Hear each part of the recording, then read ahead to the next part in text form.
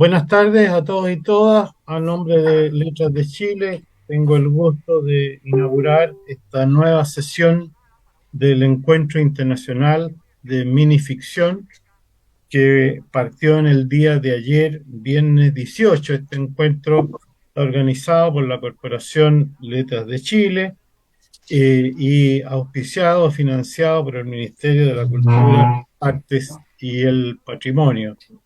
Y cuenta también con el auspicio de las radios ADN y Radio de la Universidad de Chile, donde se ha estado difundiendo la minificción en estos días. Hoy día tenemos una mesa muy especial que aborda la minificción fantástica chilena, que es una de las corrientes, una de las varias corrientes que existen en la minificción chilena y que, por supuesto, que tiene también mucha representación en el mundo latinoamericano y la minificción en español. Hoy día tenemos varios invitados. Estos varios invitados los voy a ir presentando uno por uno, los voy a presentar aquí al inicio.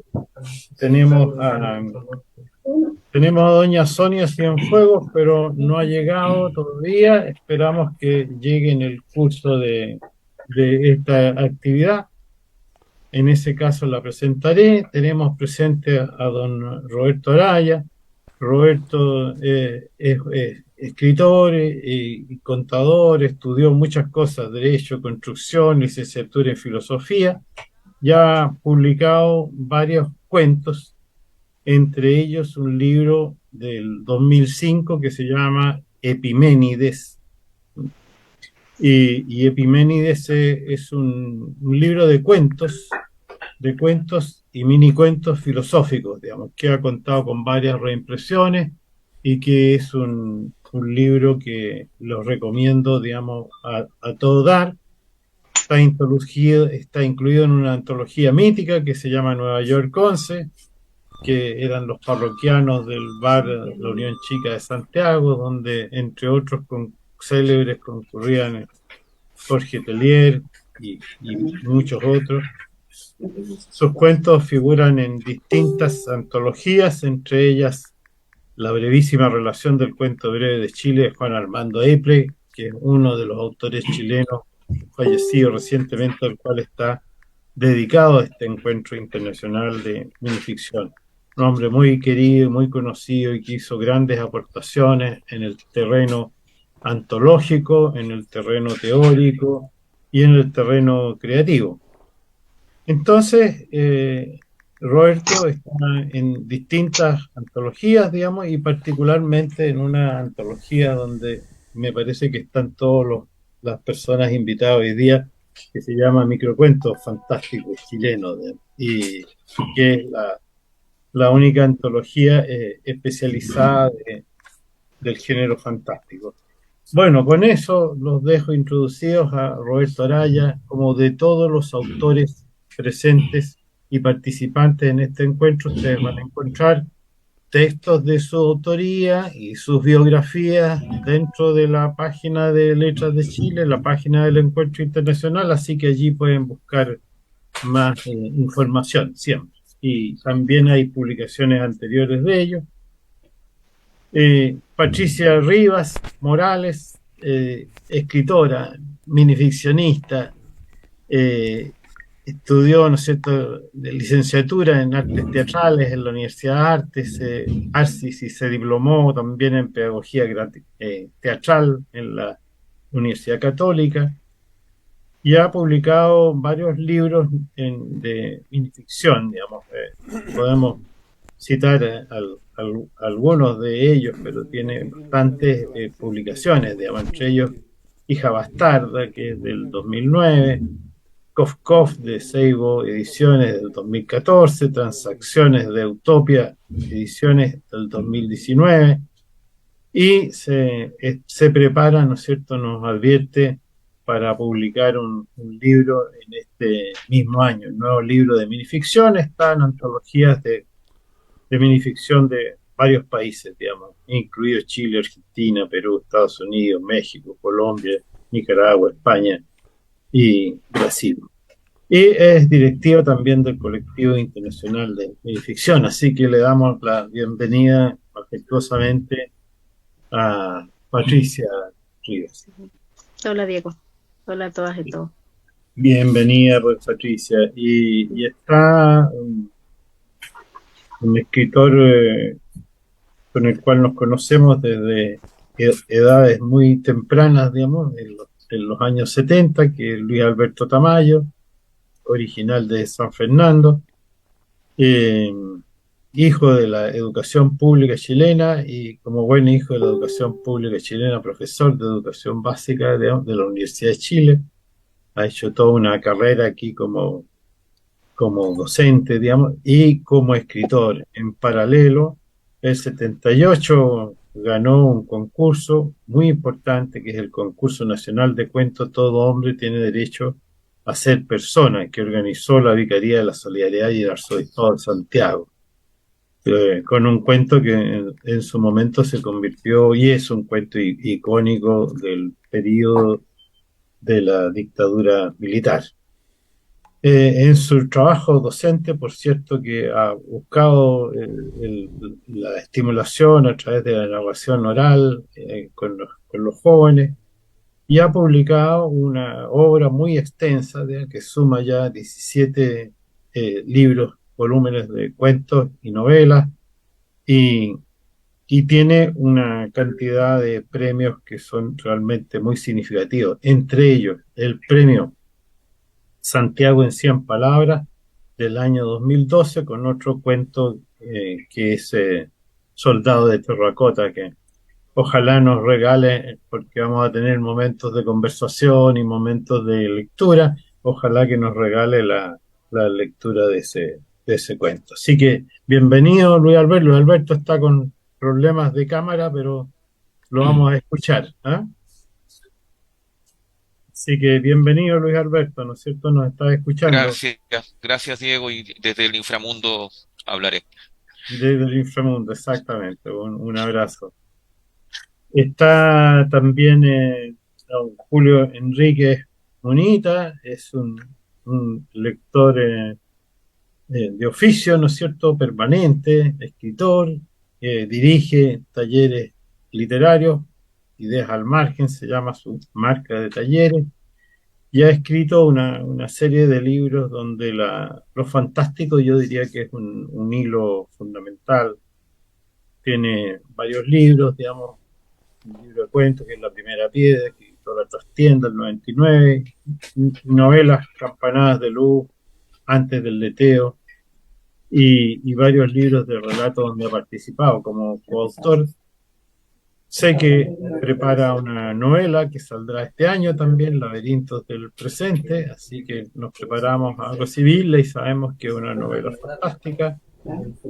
Eh, Su microrelato, Todas íbamos a ser reinas, que ojalá lo lea, fue publicado en el libro Los 100 mejores cuentos de 100, Santiago de 100 palabras, el 2019, también sacó un premio en la Universidad de Sevilla, un premio también importante en el concurso de cuentos de Teresa Mel, y sus libros están en las bibliotecas públicas. Así que bienvenido, estimado Julio, es una alegría tenerte por aquí.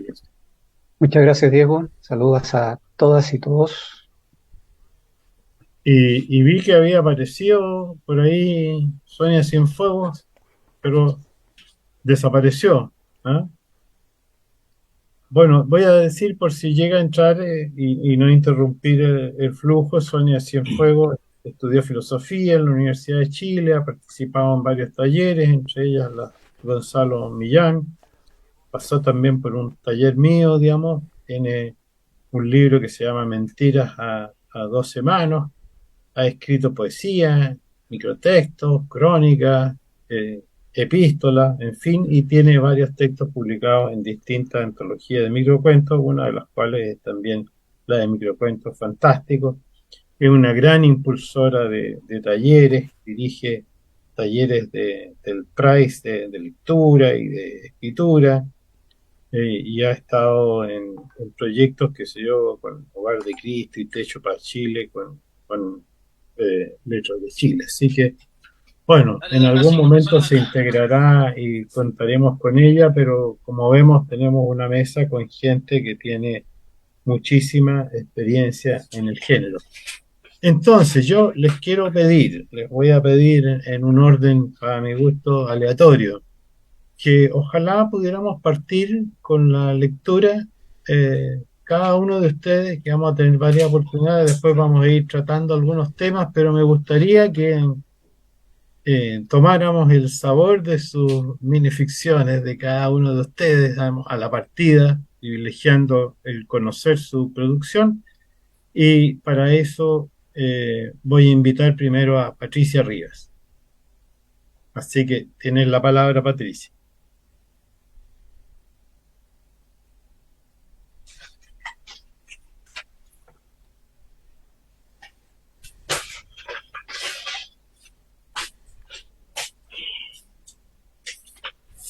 Está silenciada, Patricia.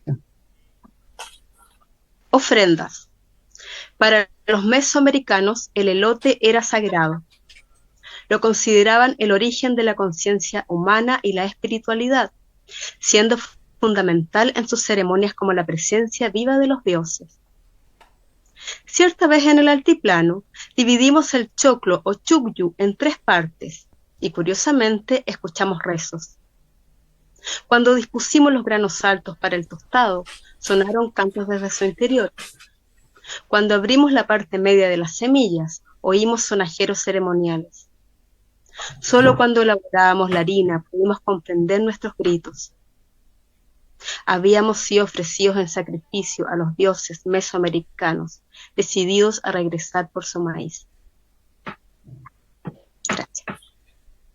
Patricia, a lo mejor puedes leer un par de textos más, yo creo que unos 3, para conocer para que se Perfecto. conozca bien tu estilo, tu mano.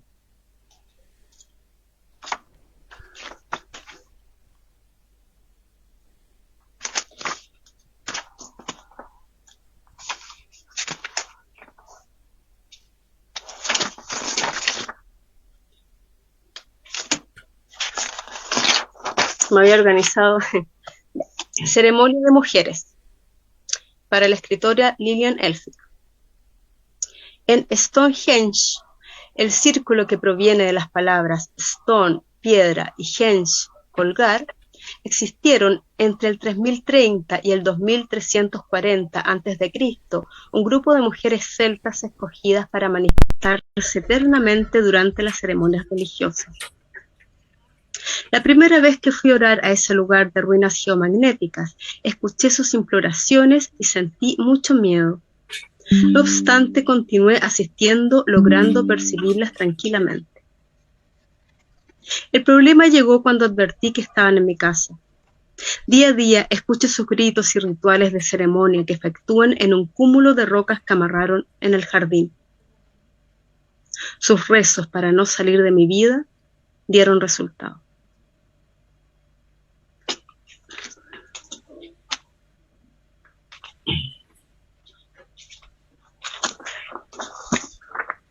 Divinidades. Poseemos el poder divino y aterrador de extinguirnos.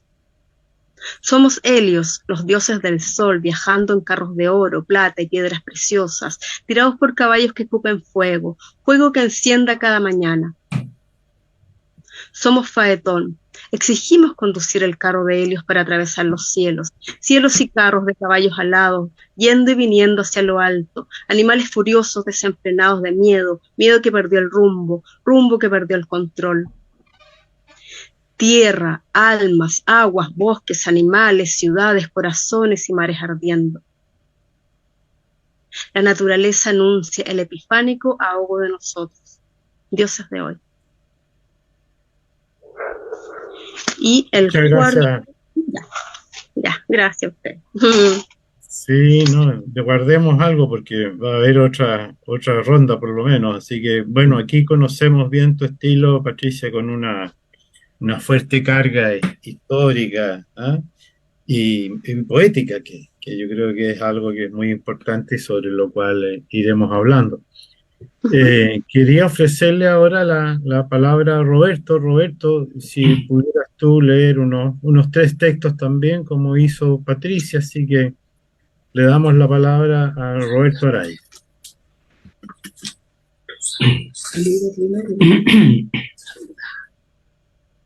Buenas tardes, compañeros y compañeras. Pesadilla. Una noche soñaba que había muerto. Cuando desperté, pude comprobar que el sueño era realidad. En tal caso, no tiene sentido que continúe despierto, me dije y volví a dormirme. Desde entonces, solo sueño que estoy vivo.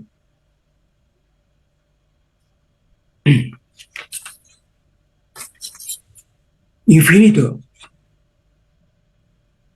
Ella era infinitamente parecida a la mujer que yo amaba. Y por casualidad o causalidad, yo era infinitamente semejante al hombre que a su vez ella quería. Pero cada uno siguió su propio camino, solo que ambos caminos eran infinitamente similares. Claro que lo infinito suele cambiar y desgastarse, además de que no es fuerza que sea eterno, ni lo eterno es necesariamente infinito.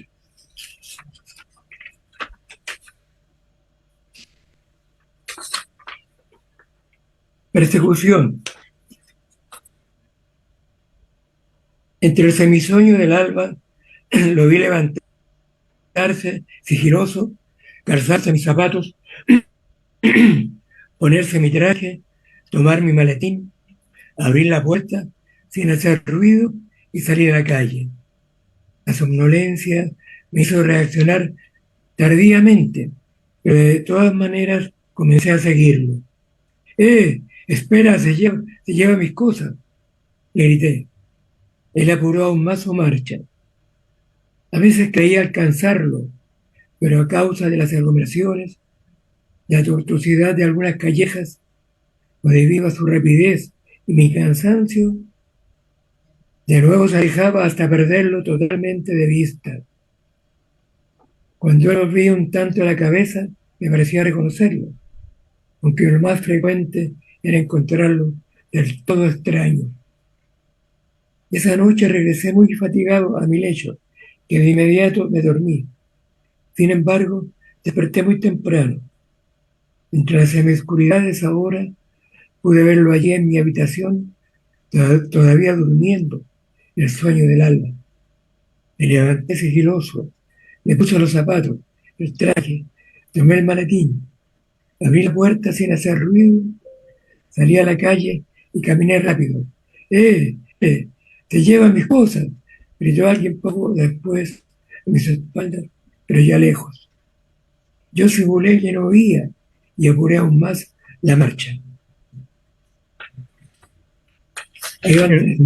Roberto, este tercer texto te voy a pedir que lo leas de nuevo porque hubo un momento en que hubo una pequeña interrupción que yo creo que tiene que ver con las caídas de señal de la lluvia. Entonces, para que se aprecie bien, te sugiero que lo leas de nuevo, por sí, de favor. acuerdo. Ya. Y también la otra niña, la niña que yo, también se recortaba el sonido. Creo que le dio Sony arriba, creo que. Sony Montesino. Sony Montesino. Bueno. Así, no sé. Alguna de las damas le salió entrecortado algunas partes. Tú lo escuchaste, yo escuché bien lo de Patricia, pero tú podrías leernos el último texto de nuevo, Roberto. ¿Podrías leernos el último texto, el tercer texto de nuevo? Ya. Sí, persecución. Enterecé mi sueño del alba, lo vi levantarse sigiloso, calzarse mis zapatos, ponerse mi traje, tomar mi maletín, abrir la puerta sin hacer ruido y salir a la calle. La somnolencia me hizo reaccionar tardíamente. No, porque ya están ahí. ¿Qué? ¿Piensa? Sigue nomás, que hubo una irrupción sonora ahí. Allá.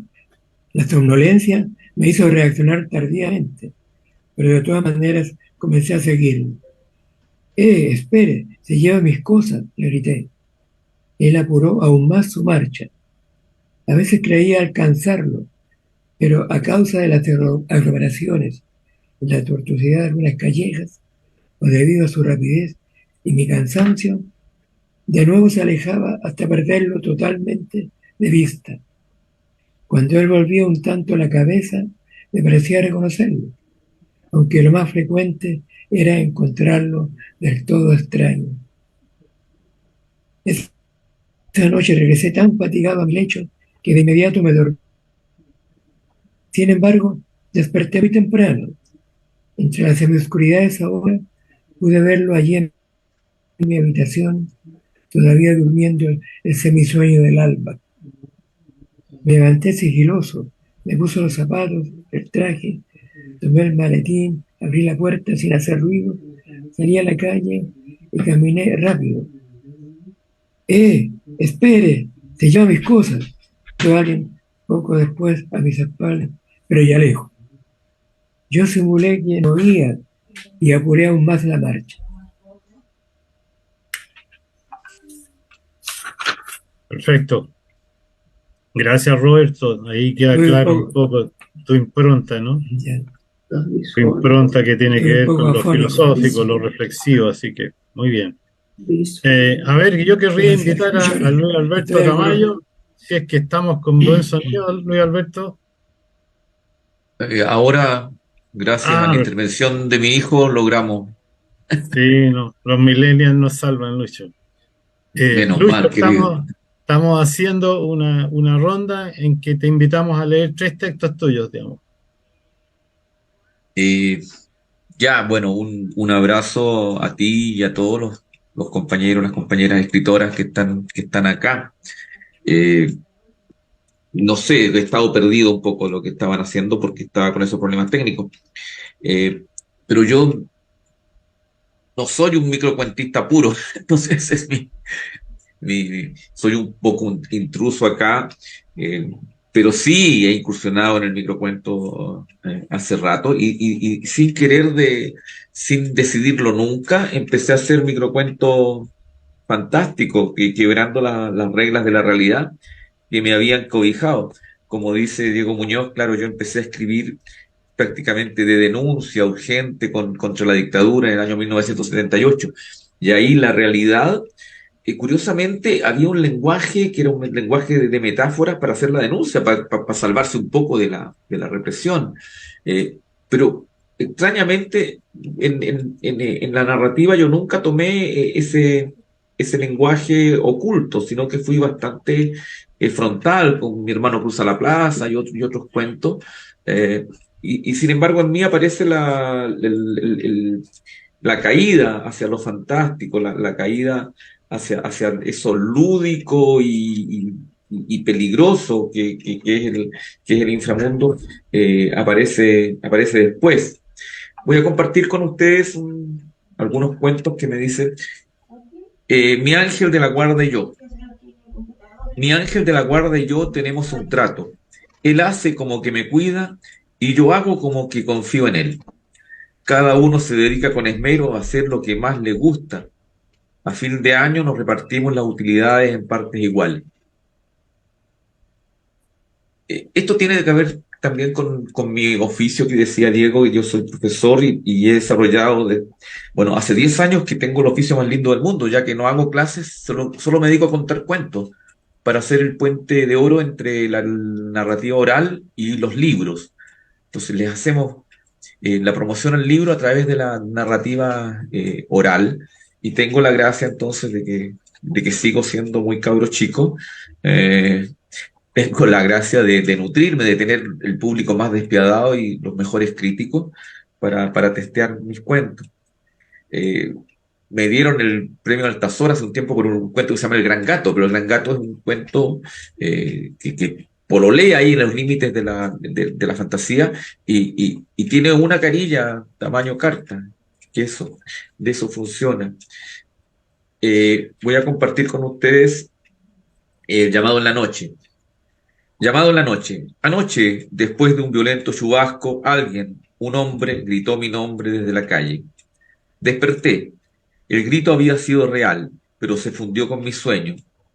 Mi esposa estaba junto a mí. Mi hijo Martín estaba en su pieza. Mi hija en casa de una amiga. El auto estaba estacionado frente a la puerta. La alarma no había sonado. Alguien me llamó. Si hubiera ocurrido algo grave, me volvería a llamar. Esperé durante un largo rato y nada. Ahora, de mañana, miro el jardincito salvaje, la reja, el auto, no hay nada extraño. Ahora sé que fui yo el que me llamó desde algún otro lugar en que también habito. Ahora estoy conmigo y no sé qué tengo que decirme. Como les decía, la fantasía, el quiebre de la realidad, la fantasía aparece sin proponérmelo y me quedó gustando porque he vuelto a incurrir en este detalle. Eh, el hecho de escribir microcuentos, mini cuentos, o como los define Diego, con los límites tan difusos y tan amplios, pero sabemos que estamos haciendo historias. Es bonito esto de... Recording in progress.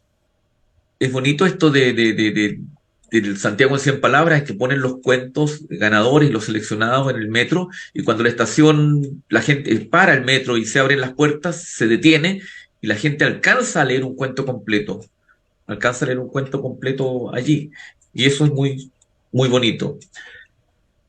El año 2012, creo, gané el concurso con este cuento, Soldado de Terracota. Li Pianghua, soldado de terracota del emperador Qin Shi Huang, escapó de los subterráneos de la moneda. Caminó hacia el norte. Pasó la noche tomando chelas con unos emigrantes peruanos. Conoció a una chica de Rengo que vino a Santiago persiguiendo una hora plan auge para un oftalmólogo. Ahora viven en La Pintana y tienen un puesto de comida china. Es noche. En un pequeño patio junto a un triciclo y 2 balones de gas, Li ejecuta una silenciosa danza. Blande su ballesta apuntando a la luna. En sus oídos, canto de bambú acariciado por el viento. Esa sería mi participación, Diego, en este espacio. Gracias.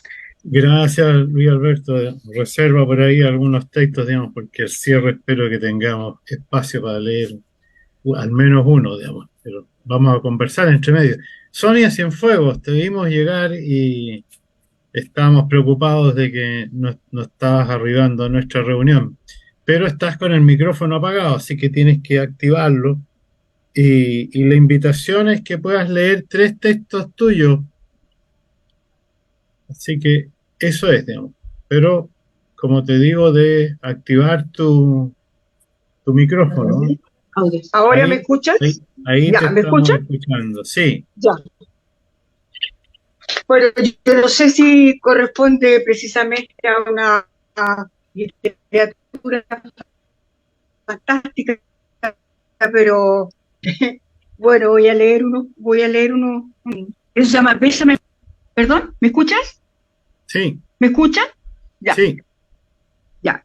Esa noche la pareja comenzó el rito del besar. No pudieron ni quisieron detenerlo.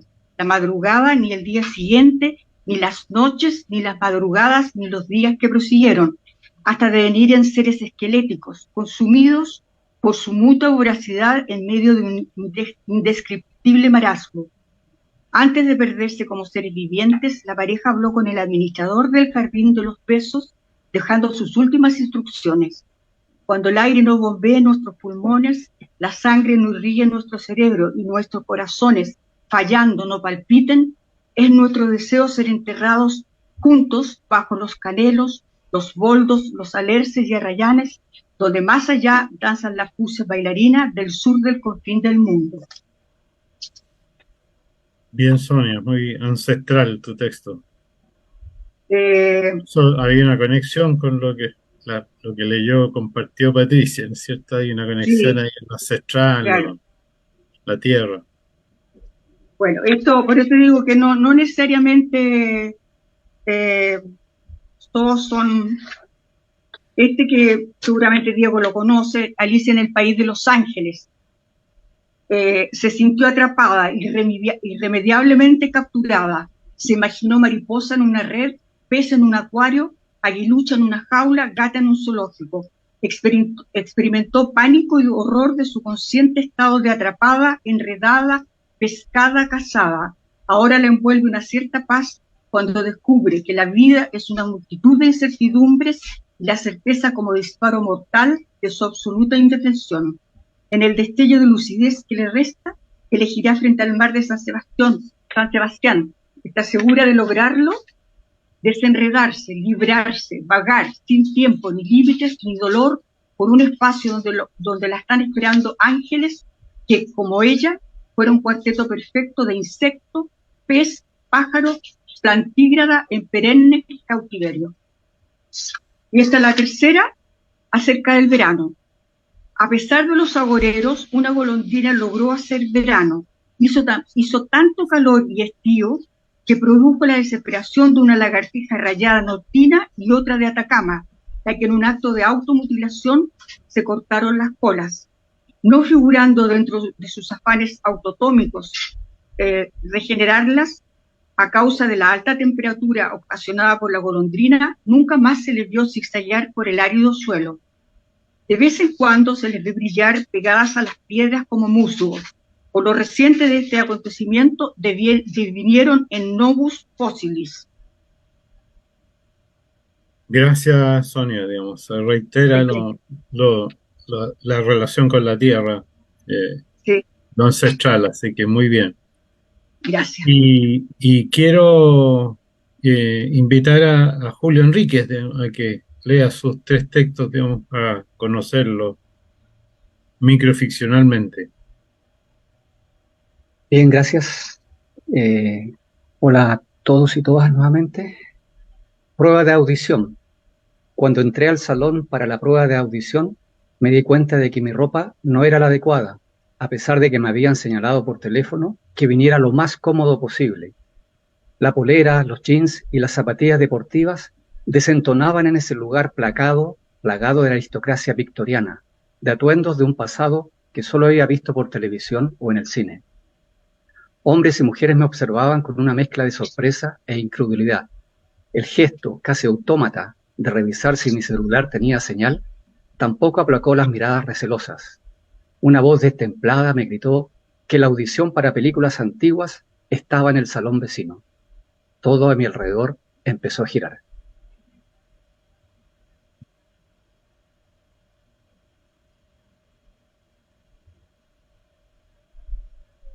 En su corazón solo había tristeza. En su corazón solo había tristeza. Quería abandonar aquel mundo en lo posible esta misma noche. Dejó todo en orden. Actualizó el testamento que le daba todos sus bienes a los pocos sobrinos que tenía. Liquidó las deudas, todas cuotas pactadas a precio contado. Concurrió al juego de squash con el único amigo que mantenía. Se juntó con su amante en el motel de costumbre. No le dijo nada. La amaba como a ninguna otra mujer con la cual había estado, pero sabía que ella nunca dejaría a sus parejas. Luego por la tarde asistió a una iglesia. Eligió la religión más destacada de la semana. No comulgó. En su casa se preparó la última cena. A última hora decidió volverse vegano. Leyó unos cuantos poemas póstumos de un poeta que nunca publicó en vida. Esos versos le recordaban su época de juventud. Ya en su cama tomó la dosis adecuada, 3 pastillas rojas, 2 azules y una blanca. Cuando abrió los ojos, le costó reconocer el lugar. No era el cielo, tampoco el infierno. Alexia le recordó que tenía reunión de directorio a las 8:30 en punto. Tomó una ducha fría.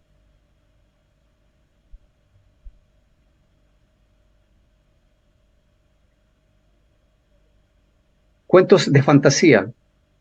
Cerrar el aeropuerto de Santiago y las fronteras de todo el país fueron las últimas medidas que tomaron, pero ya era tarde.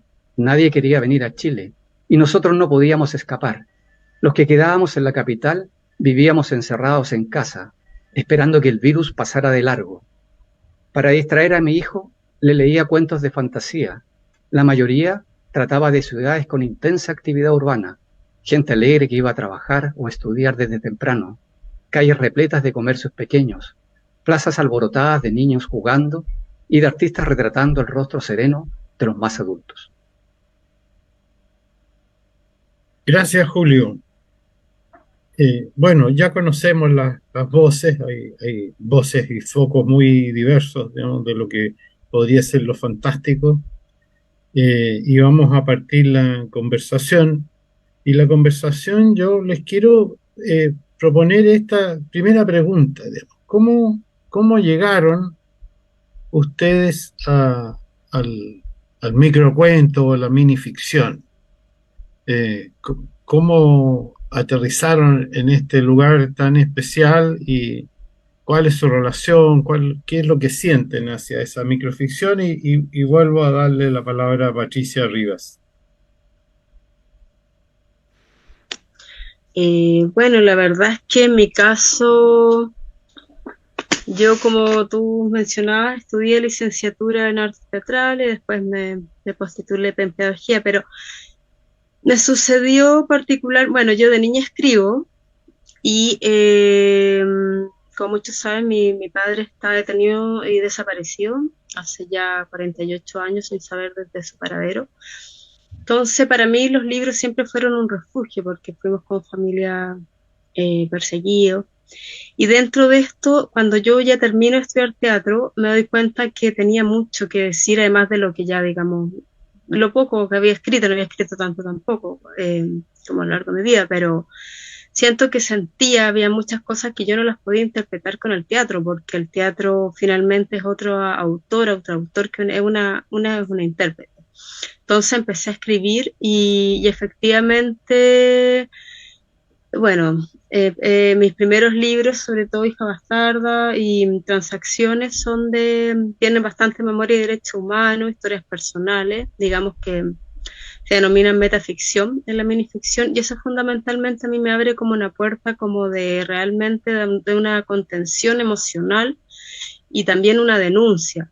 Y asimismo, bueno, también he escrito sobre otras cosas y de acuerdo a mis procesos internos de transformación, digamos, y autocontención emocional y qué sé yo, he ido como derivándome en otros temas. Pero fundamentalmente me doy cuenta que fue a partir de eso y que soy un intérprete de la minificción fantástica, emparentada con el surrealismo mágico.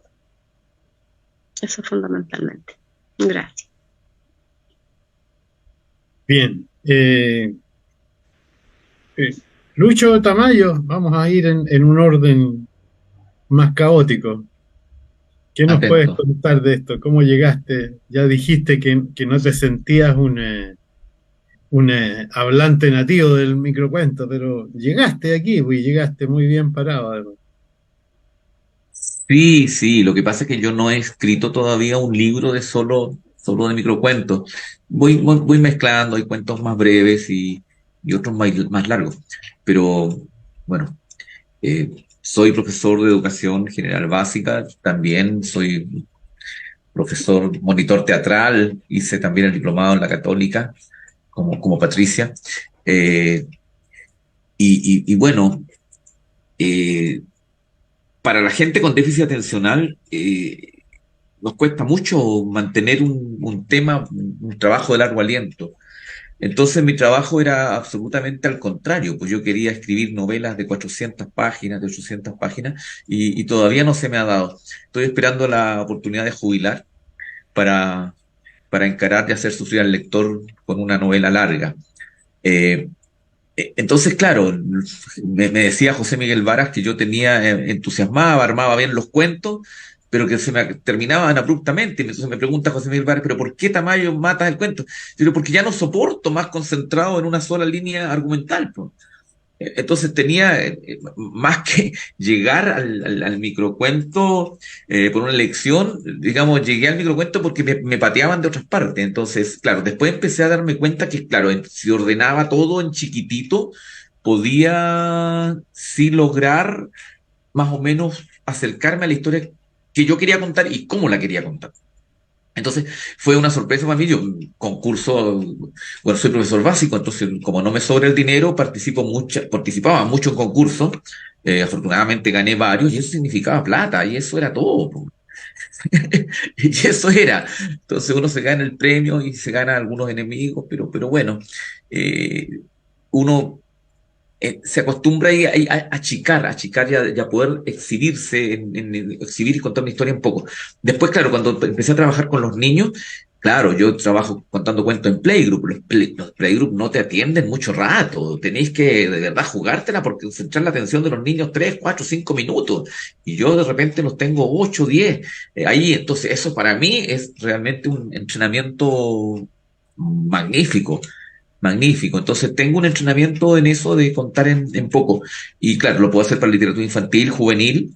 Gané un concurso claro, novela breve, o sea, si todo en breve me funciona, ¿ah? Entonces mi desafío, salir de mi espacio de comodidad es, como te digo, una carrera de largo aliento, como tienen otros colegas escritores de mi generación, cosas que yo no he enfrentado todavía. Creo que por ahí te respondí. Gracias, Lucho. Sonia Cienfuegos, ¿cómo llegaste a la microficción tú? Tienes que activar tu micrófono. ¿Ahora sí? ¿Me Sí, escuchan? Ya. perfecto. Bueno, yo creo que siempre he escrito textos más bien breves. Los cuentos largos tendrán 3 carillas cuando mucho. Eh, y también en tu taller, pues Diego, ahí yo como que tuve la certeza que podía escribir cuentos breves.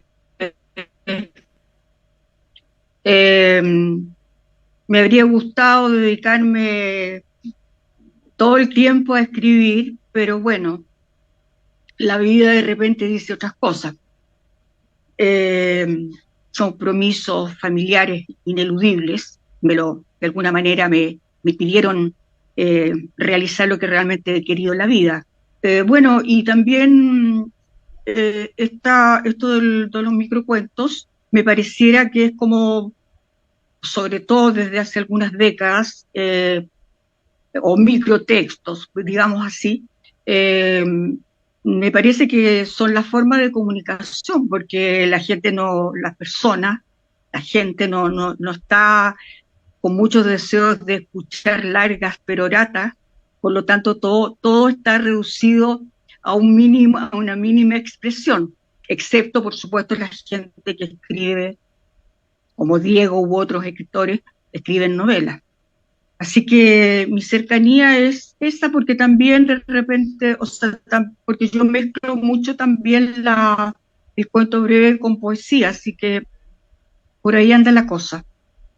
Y creo que en pocas palabras se podría, o sea, teniendo la capacidad de sintetizar, se pueden contar muchas historias de todo tipo.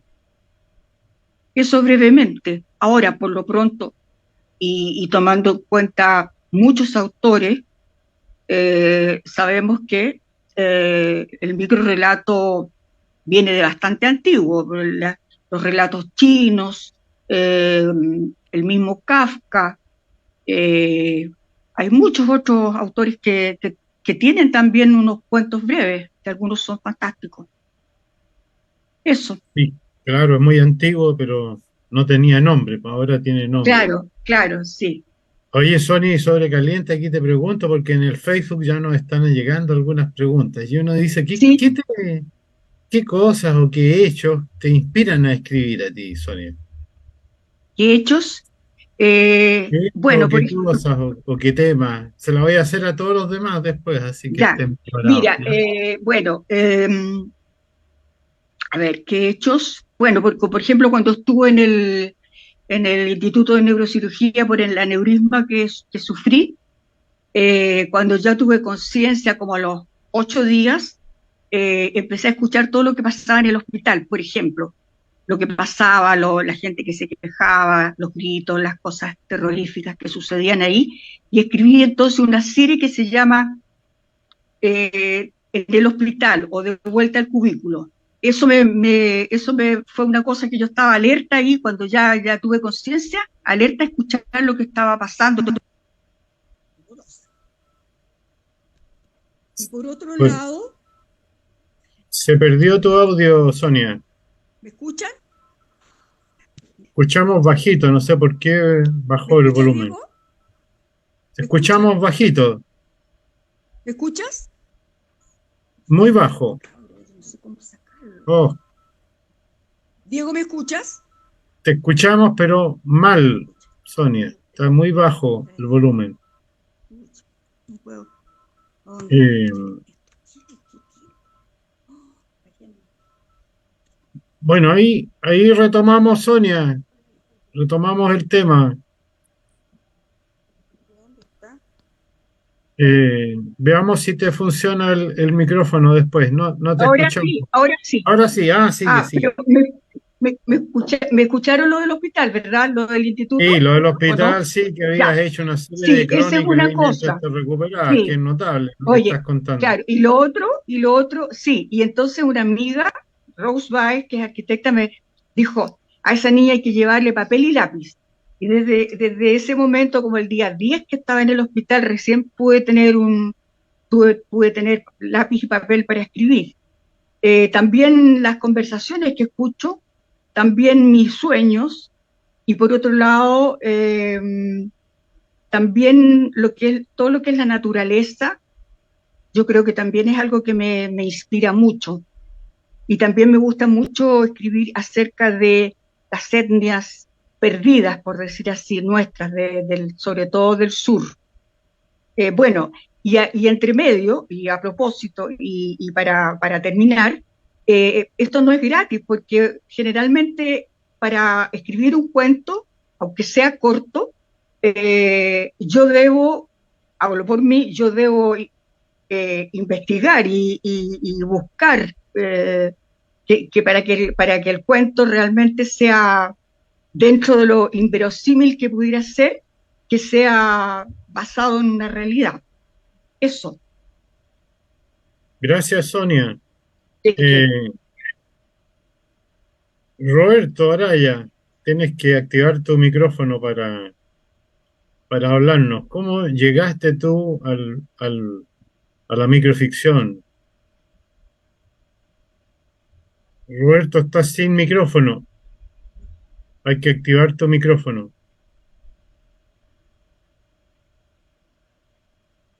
El micrófono se activa abajo a mano izquierda. Hay un micrófono, tienes que hacerle un clic ahí.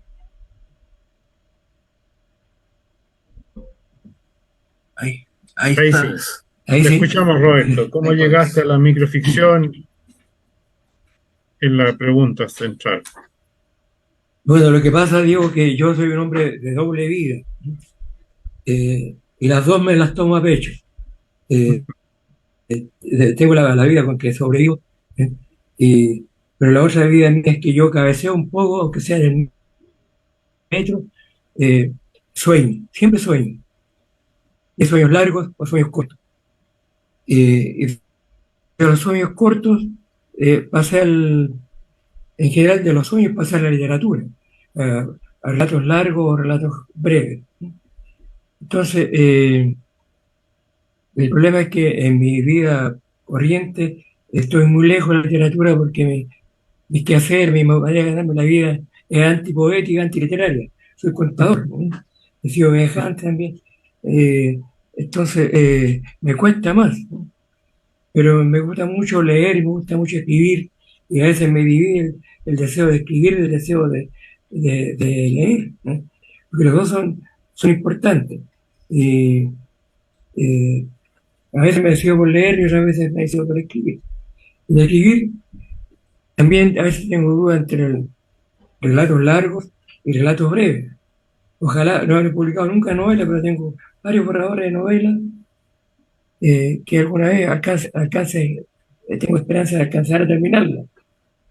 Pero la ventaja que tiene el mini cuento es que le quita menos tiempo a las actividades corrientes. Pero por otro lado pienso que el mini cuento, a pesar de lo que me ayuda en los sueños, también da un trabajo, no es tan fácil sintetizar.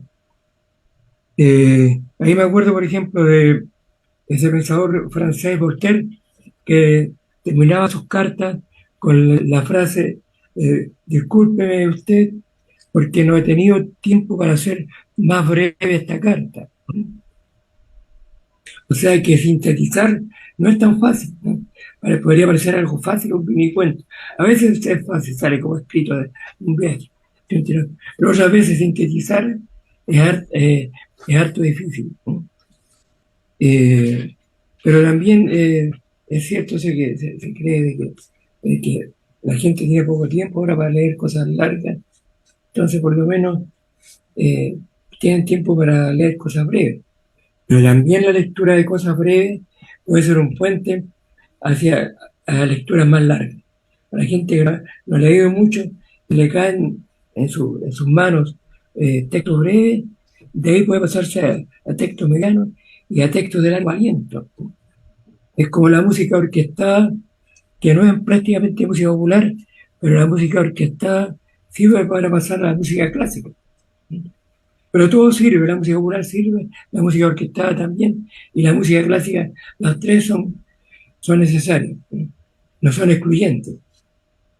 Y eso pasa con la literatura también. Tanto Roberto, lo que ¿y tu uno lee como lo que inspiración? uno escribe. ¿Y tu ¿Sí? inspiración, Roberto? Tú mencionaste a los sueños. ¿Son los sueños tu base de inspiración en el caso de la microficción? Correcto. Ya. Sí, muchas veces, sí. Y generalmente los sueños no son tan lógicos. Entonces, Mm. están más cercanos esa ilógica que tienen, esa parte de lógica, están cercanos a la literatura, pero es breve. Oye, hay mucha gente También estoy de conectada de acuerdo. otros países, ¿ah? Les quiero decir que de México, de Canadá, de España llegan preguntas y gente que está interesada en lo que estamos conversando. Y una última pregunta en esta ronda para ti, Roberto. ¿Qué es mejor, un final abierto o un final cerrado? O ambos también podemos. Los dos me gustan, pero a veces, por ejemplo, que los franceses, el cine francés, inventó las películas con fin abierto, ¿no? Mm. Y a veces lo dejan decepcionado a uno porque no hay un final lógico y es muy cómodo para el director o para el que y eso, o sea, los guiones de las películas o los guionistas. Es más cómodo no encontrar un final, mientras que en el cuento lo que le da impacto al mini cuento es el final. El final es el que puede dejar pensando a la persona, ¿no? Y puede impactar más también. Es importante el impacto. Y el mini cuento tiene más posibilidad de impactar y de dejar pensativa a la persona, al lector. Ah, qué interesante ese punto. Y a ver, en mi orden, que es un antiorden caótico, vuelvo a preguntarle a Luis Alberto, a Lucho, ¿final abierto o cerrado, Lucho? ¿Qué prefieres tú? Uf, yo cuando leo los microcuentos de muchos escritores, muchos colegas, eh, sufro por los finales abiertos, porque me dejan a mí la responsabilidad y yo me subo a todos los carros posibles. Y también, claro, hay microficciones que están tan bien hechas que son como pedacitos de novelas sacadas. Y yo digo, pero qué diablo, aquí hay un tremendo mundo y ¿por qué este escritor tan mezquino me muestra apenas esta pequeña ventana? Quiero saber todo lo demás, ¿ya? Hay microcuentos que yo he leído de autores chilenos y extranjeros que son eso. Yo digo, esto no tiene estructura de cuento, esta cuestión es una beta por la cual el escritor debiera aventurarse. Porque me dan ganas de aventurarme yo, pero yo sería un plagio, pues sería aprovecharse del trabajo del otro. Es eso, los finales abiertos, claro. eh, a veces prefiero que el lector se quede con mí, con mi propuesta de final, ¿no? pero también he hecho finales abiertos y tienen los dos, como dice Roberto, tiene su encanto, claro. Bien, Lucho. Julio Enríquez, ¿cómo llegaste al mundo de la microficción? Bueno, en mi caso, para ser honesto, mi explicación es bastante pedestre. Es como cuando en el siglo pasado se buscaba trabajo, había aviso en el diario. En mi caso fue el concurso Santiago en 100 palabras, que me presentó esta faceta que no conocía o de la cual no era consciente. Después me di cuenta de que si había leído microcuentos, en esa antología preciosa que tiene Borges con Bio Cáceres y Silvino Campo, ¿sí? Ahí hay un montón de microficciones que tienen el carácter de esta mesa y por lo tanto ahí fue una buena fuente de alimentarme. Luego ahí fueron mis primeros ensayos, prueba y error, pero después asumí un rol más activo desde el punto de vista pedagógico. Hice clases de español y cultura en Estados Unidos a alumnos avanzados de español, y la forma que tenía de explicarles, por ejemplo, lo que era la intertextualidad, lo que era una comprensión entre líneas, lo que era, por ejemplo, la definición de paradoja en español, a través de ese cuento El adivino de Jorge Luis Borges, me permitió conectar de una forma pedagógica, apreciar el género como un golpe al mentón para acelerar o catalizar ese aprendizaje. Y bueno, también aquí tengo que reconocer de que no me considero para nada un cultor del género, más bien prefiero la media maratón o la maratón, que en este caso sería el cuento largo y la novela. Y por lo tanto el microcuento a mí se me aparece de forma discontinua, discreta, no es algo que busque, me lo tengo que encontrar de golpe en la calle, en alguna especie de epifanía, pero no tengo una conceptualización para decir en qué momento considero que eso va a ser un microcuento o cómo podría eso trasladarse a un cuento o una novela. Yo creo que una suerte de circunstancia es como a veces cuando muy distanciadamente hago un poema, sin ser poeta o considerarme poeta. Entonces, yo diría que es algo con el cual coqueteo a veces, es como ver a una vieja amistad o reencontrarse con un antiguo amor y recordar en ese momento que es posible la conversa, el diálogo, y así aparece el microcuento.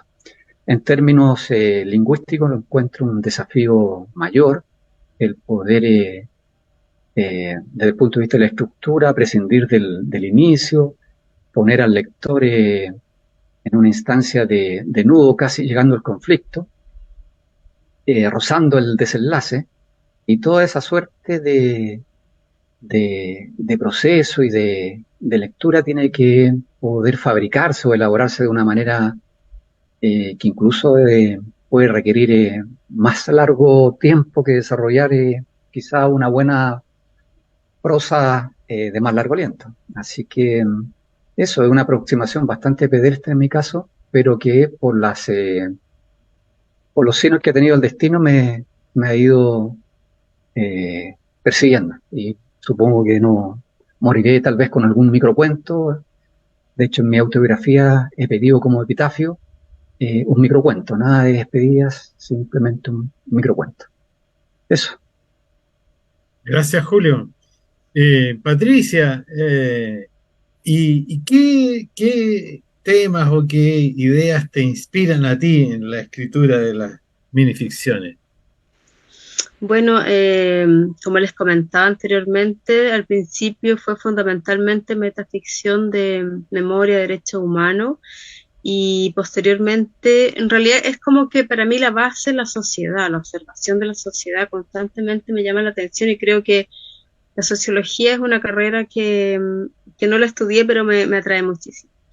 Entonces, viendo, por ejemplo, observando de niño, no sé, pues yendo mucho a la Vicaría de la Solidaridad, observando bastante solidaridad, valga la redundancia, de las tendencias, qué sé yo, de izquierda, gente, familia, o amigos que iban a nuestro hogar, qué sé yo. Entonces veo cómo Chile se ha transformado tan fuerte, tan brutalmente. O sea, en dictadura, claro, fue horrible, pero la solidaridad estaba como de nuestros pares de izquierda, y luego viene el capitalismo, digamos, que ya se había implantado y que fuese la razón de la dictadura militar.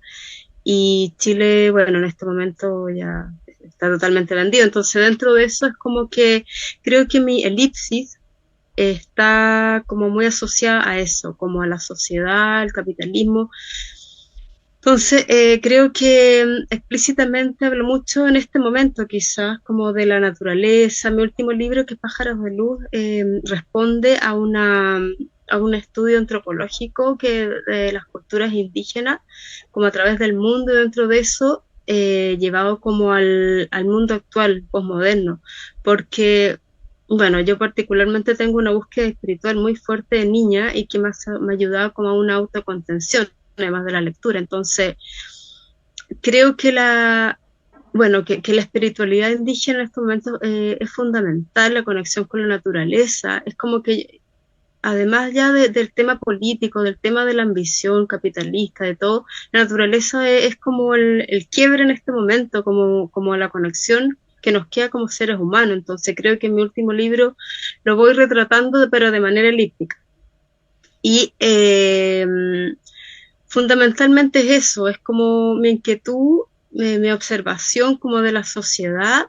Hay también, me gustaría recalcar que dentro de las culturas indígenas, o sea, veo que hay muchas culturas que son mucho más sabias, que han logrado como una interpretación, un amor y un respeto como al medio, con la sociedad que vivían, versus nosotros. Entonces, estamos hablando de civilización a veces 3000 años antes de Cristo, y eso me interesa retratar, digamos. O sea, no me interesa cognitivamente, es como lo que me nace como emocionalmente decirlo, en realidad.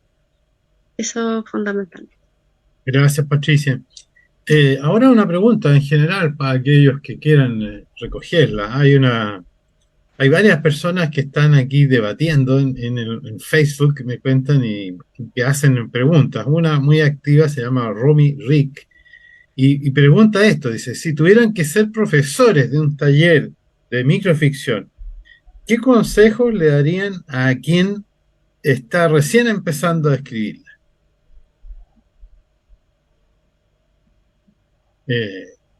Consejos entonces para alguien que quiere comenzar a escribir microficciones. Sonia, por favor, activa tu micrófono. Voy a ver si puedo. Sí. Ah, lo apagaste. Una vez más. Ahí. ¿Ahí? Ahí sí. ¿Me escucha? Sí. Ya, Sí. pero ahora no me ven. No, pero te escuchamos. Y ahí apagaste de nuevo, Sonia. Ya, si yo tuviera que dar un consejo, que tampoco me interesa dar consejos a nadie, porque Sabines, el gran poeta mexicano, decía que era indecente persuadir a las personas de algo. Bueno, el consejo que les daría es que primero la síntesis, ¿cierto? Y no creo que otra cosa tan importante como, bueno, la estructura de un cuento, pero quiero decirte, nada tan importante como para decir, no, usted escribe esto, escribe el otro. Yo creo que es un trabajo. Yo creo que no solamente puede haber talento, sino que también es un gran trabajo, porque sintetizar en pocas palabras una historia, la que fuere, no es fácil. Más bien que... te pregunto, digamos, a propósito de lo que dices tú, para Sí. escribir una minificción, Sí. tienes que escribirla, la escribes, sale de una vez, hay que escribirla muchas veces, hay que revisarla. ¿Cómo es ese proceso? Bueno, yo siempre estoy revisando las cosas que escribo, las reviso, las corrijo, y bueno, como contaba hace un momento atrás, yo siempre estoy tratando de que lo que escribo, ¿no es cierto?, tenga una base real, como decir, las calles, el tiempo, me refiero a la época, el tiempo, eh, todos estos factores que pueden permitir que el lector o la lectora se meta, ¿no es cierto?, a fondo en la escritura, pero de corregir se puede corregir 200 veces. Yo creo que nunca sale algo tan perfecto.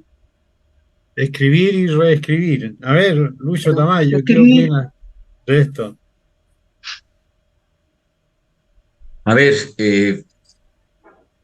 bueno, yo primero antes de que escriban, hay que mandarlo a leer, o sea, hay que leer. Yo leí mucha poesía de niño, no perpetré poesía en todo caso, pero sí leí mucha poesía. La poesía está la síntesis, está el brillo majestuoso de cada palabra. Uf, los poetas tienen un manejo espectacular, los grandes, los buenos, los clásicos, los monstruos que tenemos en Chile. Y ahí, claro. Y lo otro, por favor, más que ir a taller literario, o sea, si nadie va a ir a un taller literario, se va a transformar en escritor. O sea, o entra al taller literario siendo escritor, o no lo voy a hacer nomás. Pues si yo puedo ir a muchas escuelas de fútbol y nunca voy a ser futbolista, eso está claro. Eso está claro, yo lo tengo clarísimo. Me gusta el fútbol, es mi pasión. Tengo un hijo que me hizo feliz siendo seleccionado de muchas partes. Pero claro, si hago un paralelo siniestro, uno aprende mirando. Uno aprende mirando, o sea, ¿cómo se arregla una bicicleta? Si yo veo al viejo que está arreglando una bicicleta y la desarma y yo también la desarmo, es eso, fundamentalmente querer aprender y uno tiene que estar con todas las antenas puestas y con toda la pasión puesta. Pero si uno lee un magnífico microcuento que te desarma, lo de Borges que citaba el compañero allí, o sea, si después de leer ese libro, el Silvino Campos, y no aprendiste nada, no mejoraste tu escritura, entonces no hay nada que hacer. Yo creo que mucho aprender de maestro, uno aprende también de los iguales. Bueno, me acuerdo cuando éramos jóvenes con Diego, nosotros aprendíamos de nosotros, somos una generación de los 80 que los maestros estaban muertos, estaban en el exilio, había muy pocos escritores produciendo, entonces nosotros aprendimos a escucharnos y aprendimos a destrozarnos entre nosotros, y fue bueno. Y fue bueno, ya cuando llegó el Poli, cuando llegó Antonio Escármeta, nosotros ya estábamos mal hechos. Entonces no hubo mucho. Claro, estaba el Mono Olivares, pero no sé dónde diablo estaba, porque lo vine a encontrar ya cuando yo ya estaba formado. Entonces, creo que hay que tener la pasión, las ganas. ¿De dónde sale la inspiración? Yo a veces escucho frases de conversaciones ajenas. O sea, Roberto dice que se inspiraba en los sueños. Yo escucho conversaciones ajenas y de repente escucho unas historias que no están desarrolladas. Hay una puerta magnífica, meterse. Qué ganas de irme detrás de esa pareja que conversa para escuchar más.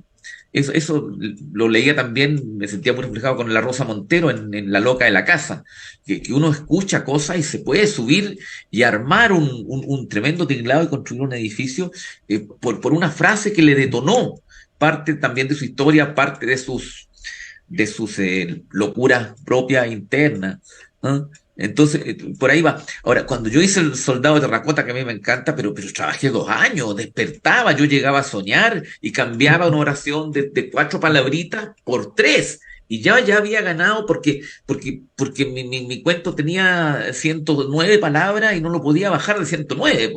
Que finalmente un día tuve una epifanía y desperté con esta otra imagen y lo logré meter y el cuento salió. Funcionó, maravilloso. Después de haber ganado ese concurso, yo dije, nunca más, pues, entre 59.000 cuentos, que el jurado determine que el mejor no significa que sea el mejor, significa que estaba de ahí para arriba, alcancé esta categoría, y de ahí puede pasar cualquier cosa con los gustos personales de los jurados, por punto. Pero después logré meter un cuento que se llama Wi-Fi, que lo escribí en Twitter, y una tuitera me dijo, oye, mándalo a Santiago en 100 palabras. Lo pesqué, lo mandé, y quedé de entre los 100 mejores de ese año. Entonces yo dije, bueno, ya como que descubrí cómo esta cuestión funciona. Entonces es bueno darse la pega de verdad, de ir reduciendo, pero cada palabra va en representación de 80, pues cada palabra elegida va en representación de 150. O sea, las palabras tienen que tener un peso tremendo y que en armonía, en ese mecanismo de relojería que es un buen microcuento, funcione, estalle, armonice y haga una música que suene y que inquiete. Eso va. Qué bueno lo que señala. Julio, consejos para un joven microficcionista. Bueno, mis colegas lo han enunciado, creo que lo principal es la lectura. Y no solamente eso aplica para el microcuento, sino que para cualquier para otro género. Eh, Tengo un matiz y con respecto a lo que dice Luis Alberto, yo creo que los talleres sí aportan. Creo que es un momento incluso de disciplina, de obligación. Es cierto que si no está el germen o en este caso las ganas de escribir, claro, no es mucho lo que se puede hacer. Pero si en cambio está esa idea de poder aprender del maestro, de aprender de los colegas, el taller es un excelente espacio y tiempo para crecer. Y bueno, ahí está la elección de buenos maestros y maestras, que en Chile tenemos a varios, ¿no? Lo demás ya viene con una suerte de disciplina y de mantenerse, ¿sí? Estar dispuesto a caer, si en este caso nos medimos, por ejemplo, como decía Luis Alberto, por Santiago 100 palabras, hay muchas variables o los concursos. Uno debe persistir.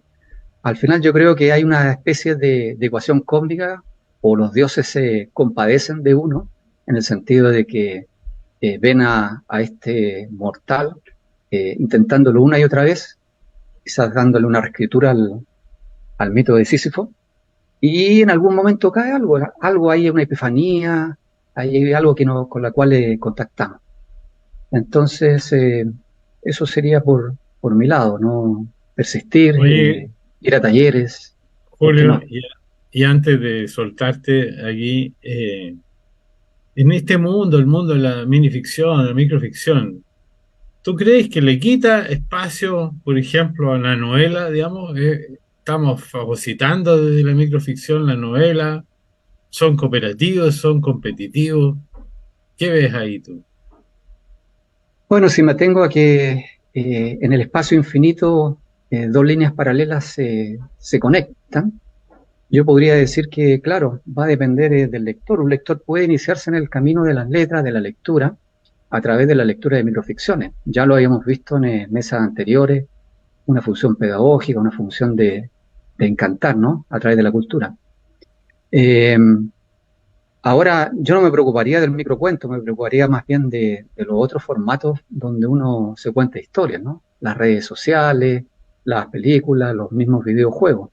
Entonces yo creo que ahí hay una oportunidad para ir conectando. No, yo no veo que aquí vamos a fagocitar de los demás géneros. Al contrario, se potencian. Hay espacios de iluminación. Tal vez a través del cuento, por ejemplo, vuelvo al adivinador de Jorge Luis Borges, un lector que se haya encontrado con ese pedazo de microcuento va a querer indagar más en Jorge Luis Borges, ¿sí? Y por ahí va a escuchar, por ejemplo, de que Bolaño tenía a Borges como uno de los dioses y va a querer leer a Borges, o sea, a Bolaño. Y por ahí también va a encontrar de que Bolaño tenía como poeta mayor a Nicanor Parra y me voy a desplazar hacia Nicanor Parra. Entonces, a partir de un cuento como El Adivino, voy a poder recorrer todo el universo, quizás. No en esta vida, por supuesto, voy a necesitar unas cuantas más.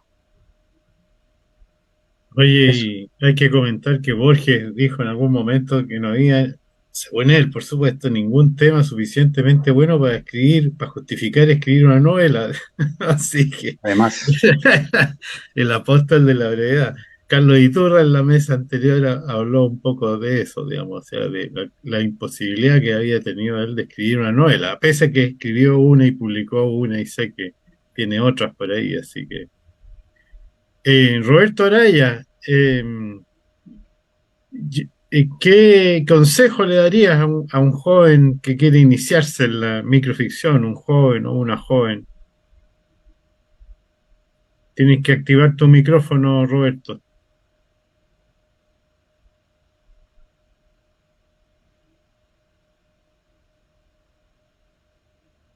Queda mudo, chuta. Ahí sí, ¿te escuchas? Sí, ¿Sí? te No se escuchamos, escucha. Roberto.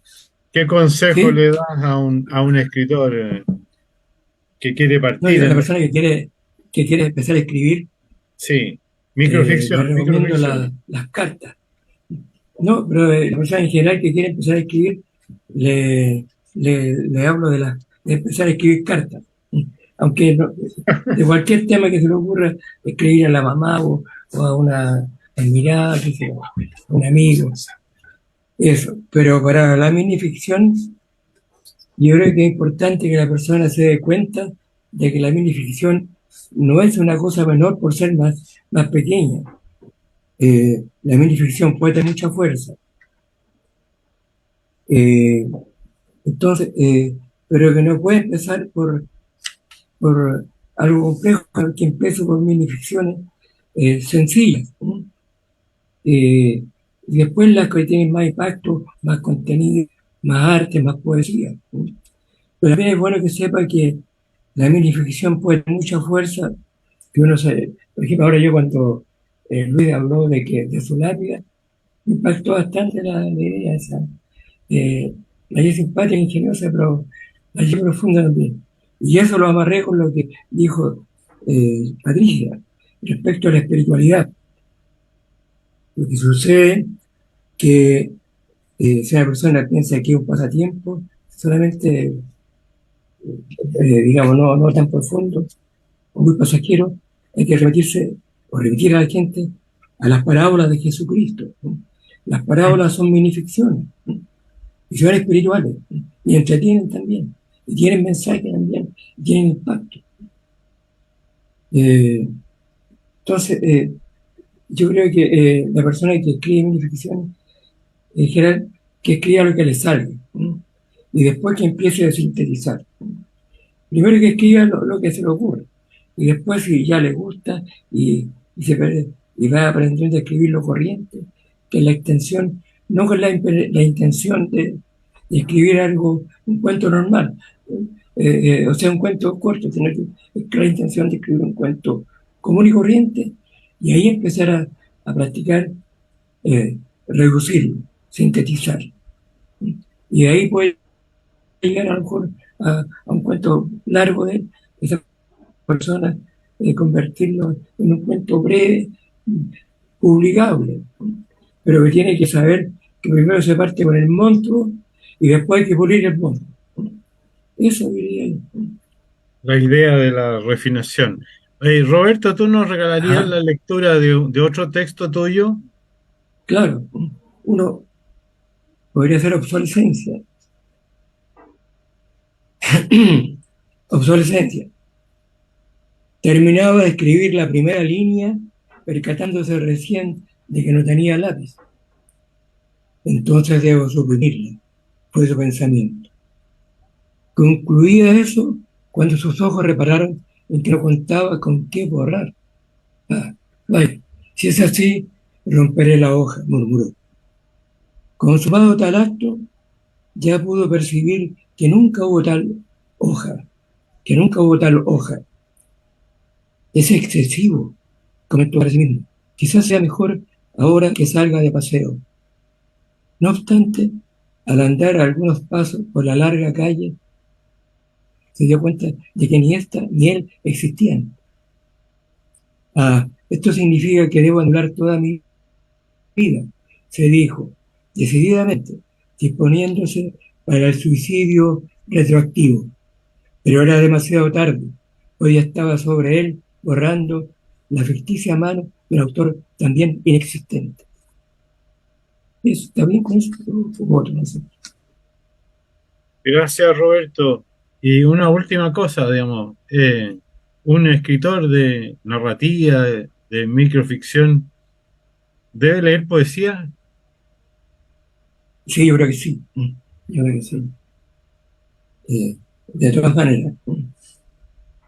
¿Y qué aportaría la Yo poesía? creo Ah? que sí. Por Lucio. ¿Ah?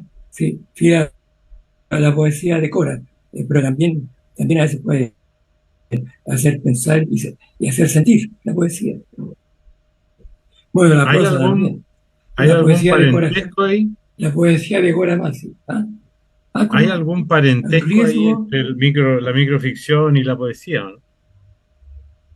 yo creo que sí, sí, sí hay. Y la poesía nunca está de más. Gracias, Roberto. Sonia Cienfuegos, ¿nos regalas un texto tuyo? Estás con el micrófono apagado, Sonia.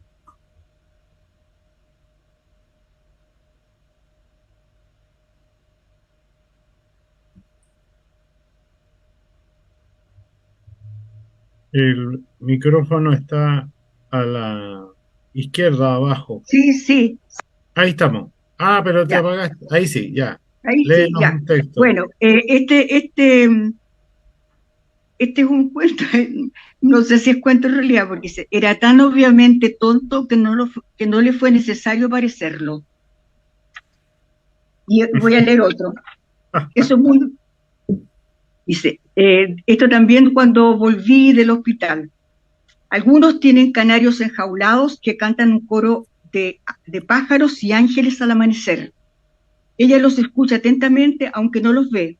Arman una suerte de canon con el trino de las aves silvestres que desde lo más alto de los árboles disfrutan su libertad. Siente que vive momentos y espacios de tremenda belleza. Al mismo tiempo, es un bálsamo para cualquiera que lidia cotidianamente con su propia jaula.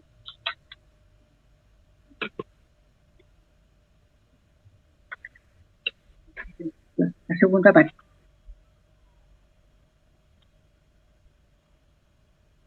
Me perdió.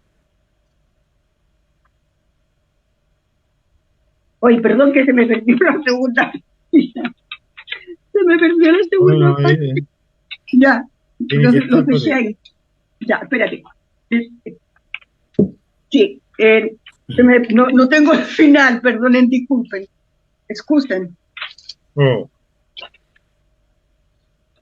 Bueno, quedamos ahí con el misterio. Oye, ¿y un microficcionista de leer poesía? ¿A mí me preguntas? Sí. Por supuesto que sí. Para mí la poesía siempre ha constituido como algo esencial en mi vida. Yo a los 14 años tuve la posibilidad de leer todo lo que en ese momento existía de Gabriela Mistral, por ejemplo, o de Huidobro. Así que muchas mañanas, muy temprano, lo primero que yo leo es poesía, porque es una forma como de, no sé si la palabra exacta es como una forma de entrar en armonía conmigo misma, y por lo tanto la poesía está absolutamente ligada con la microficción. Eso es lo que yo considero. Gracias, Sonia. Patricia, un texto tuyo, por favor, para ir cerrando esta mesa. Bueno, aprovecho de dar el dato que realizo talleres virtuales de minificción, por lo que estaban preguntando.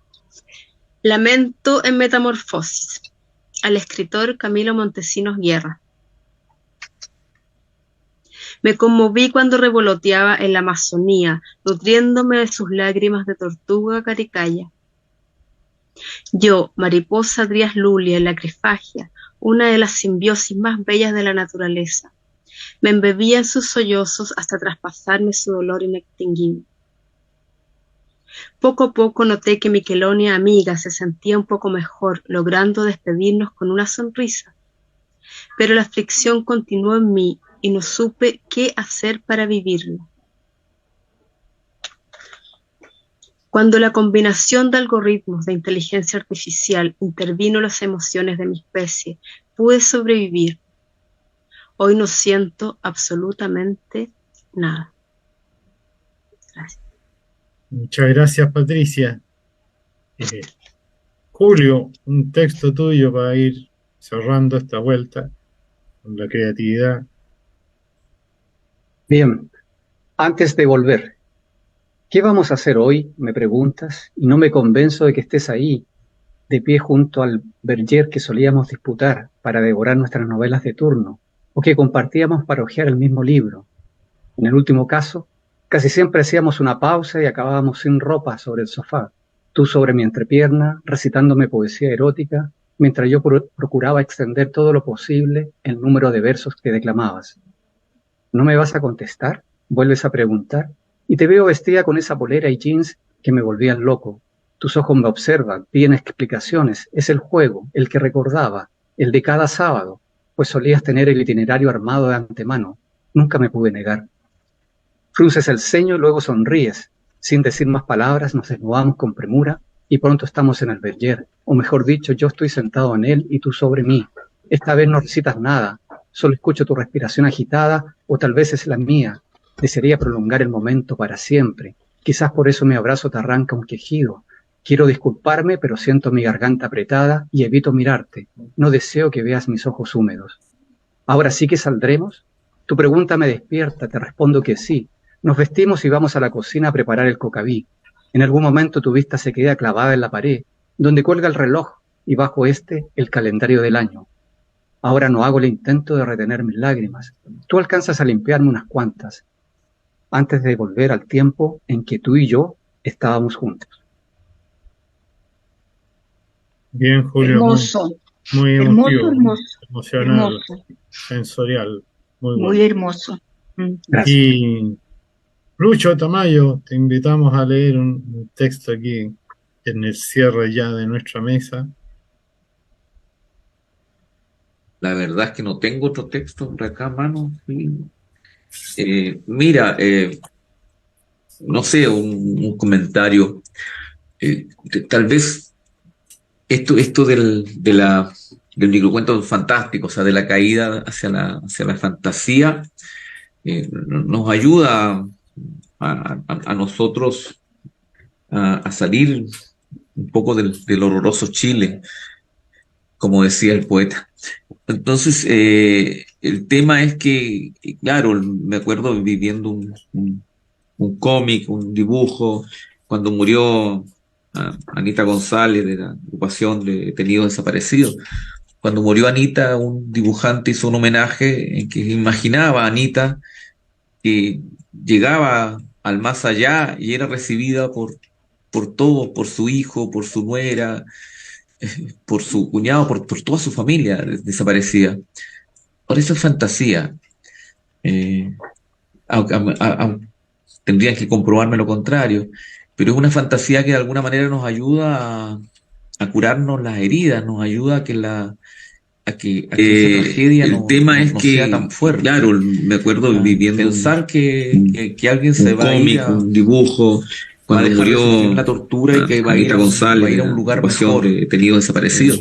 Eso es fantasía. El tema es que no es, claro, la realidad. Me acuerdo viviendo y en Detenidos Desaparecidos. Eso es fantasía. El tema es que no es, claro, la realidad viviendo y en ello desaparecido.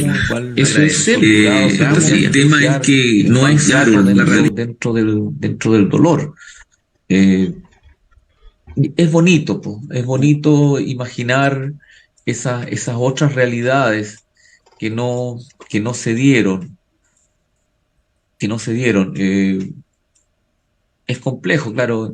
Digo eso, me habrían en otro siglo me habría agarrado al tribunal de la Inquisición y me habría pasado bastante mal. Pero bueno, nuestro país ahora está bastante cerca de la Inquisición, entonces se nos viene. Entonces la fantasía también es un territorio el cual nos permite hacer vida. Nos permite hacer vida entre sirenas, unicornios, todos los seres que habitan al otro lado y que nosotros cordialmente los invitamos a venir acá, porque ellos no nos han invitado a nosotros, nos metemos nosotros de intruso a crear estos espacios distintos que nos salvan del agobio del agobio de la realidad. ¿Ah?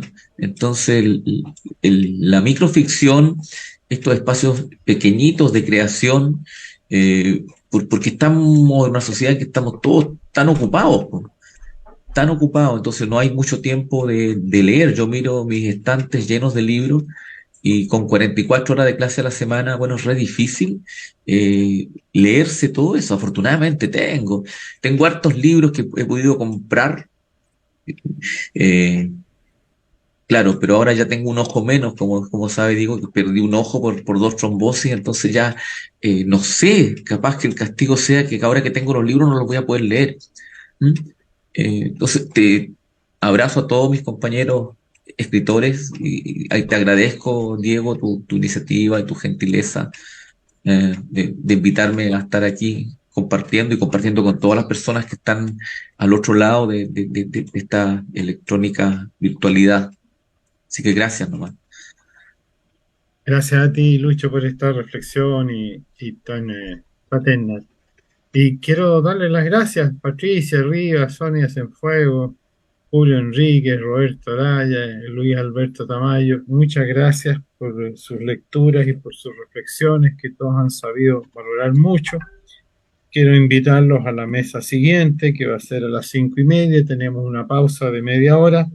En esa mesa se va a hablar de la minificción en el continente y podremos seguir avanzando en nuestras reflexiones sobre la minificción. Van a estar ahí una escritora argentina, Ildiko Nasser, del norte, digamos, de Jujuy, de Argentina, Javier Perucho, que es profesor, investigador y escritor mexicano. También Dina Grijalva, que es una escritora mexicana y profesora también en una universidad ahí cerca de la frontera con Estados Unidos, que vive las atrocidades que se viven en esa zona. Va a estar Ronnie Vázquez, de acá del Perú, antólogo, editor y escritor. Solán Rodríguez, de Ecuador, gran escritora del ámbito de lo fantástico, y nuestra Gabriela Aguilera, de Chile, y va a conducir don Julio Enríquez, que está aquí presente. Así que con eso les mando un abrazo, nuestra gratitud. Todo esto va a ir Muchas quedando gracias. grabado y registrado en Letras de Chile, así que lo van a poder ver ya muy pronto. Gracias. Muchas Gracias a gracias. todos. Gracias.